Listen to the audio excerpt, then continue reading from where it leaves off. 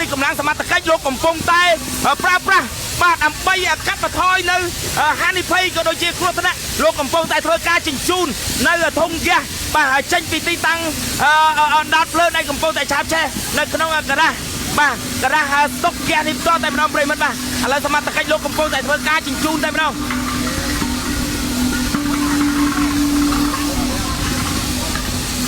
បាទប្រិមិត្តបានឃើញឥឡូវនេះបាទកម្លាំងសមត្ថកិច្ចលោកកំពុងតែធ្វើការបាទជញ្ជូននៅធុងហ្គាស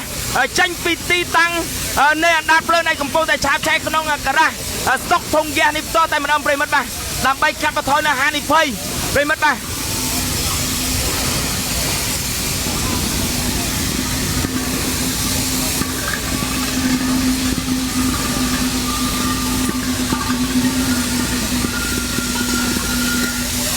គួររន្ធត់ចិត្តណាស់នៅពេលដែលឃើញកម្លាំងសមត្ថកិច្ចលោកកំពុងតែធ្វើការបាញ់ទឹកដើម្បីយកឈ្នះនៅអណ្ដាតភ្លើងដែលកំពុងតែឆាបឆេះនៅស្តែនហ្គាសដ៏ធំមួយរួមជាមួយនឹងធុងហ្គាសធំដែលនៅជាប់នៅ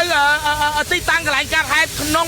ទីតាំងបាទការ៉ាសស្តុកហ្គាសខាងលើនេះផ្ទាល់តែម្ដងប្រិមិត្តបាទយើងមើលទៅគួររន្ធត់ចិត្តណាស់បងប្អូនបាទខ្ញុំមកឈរផ្សាយនេះគឺសូមសរសើរដល់បងប្អូនសមត្ថកិច្ចបាទដែលលោកបានលះបង់ខ្លាំងមែនទែនទេបងប្អូនបាទដែលយកអាយុជីវិតខ្លួនឯងដើម្បីទៅគ្រប់គ្រងនៅអណ្ដាតភ្លើងប្រិមិត្តបាទ